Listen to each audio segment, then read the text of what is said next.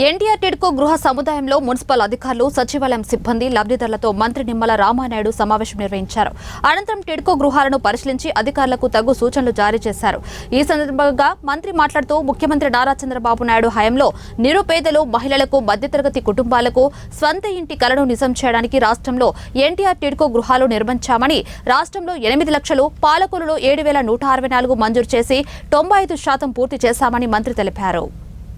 90 నుంచి 95% ఆ రోజు ఇల్లు పూర్తి చేస్తాయి. ఇప్పుడే మనం చూసాం, ఏదైతే ఇప్పుడే ఏ 2019 ఎన్నికల నాటికి ఏ42 బ్లాక్లో చూస్తే 95% పూర్తయి ఉంది.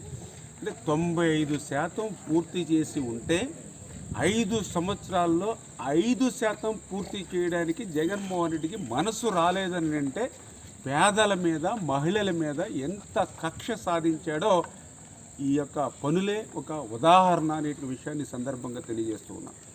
పైపెచ్చి ఎంత అన్యాయం అని అంటే 95% ఈ బ్లాక్ పూర్తయిపోయింది. మరి ఏదైతే 5% అంటే నాకు తెలుసుండి ఆ ఫ్లాట్కి ఇంకా 5,000 10,000 ఖర్చు ఉందంతే.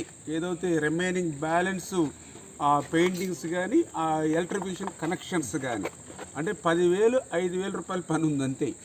కానీ ఆ ఫ్లాట్ మీద అతను 3,65,000 రూపాయలు మరి వాళ్ళ పేరు మీద బ్యాంకులో మరి రుణం వాళ్ళ పీకి మీద కత్తి పెట్టి ఆ యొక్క రుణం తీసుకుని ఇవ్వకపోతే మీ యొక్క ఏదైతే ఆ ఫ్లాట్ రద్దు చేస్తామని బెదిరించి మరి ఆ రకంగా 3,65,000 అంటే ఒక్కొక్కరి మీద, అంటే ఈరోజు చూస్తే 6 లక్షలు 7 లక్షలు అంటే 10 లక్షల రూపాయల అప్పు ఆ యొక్క ఫ్లాట్ దాడి మీద నెత్తి మీద పెట్టినటువంటి దుస్థితి.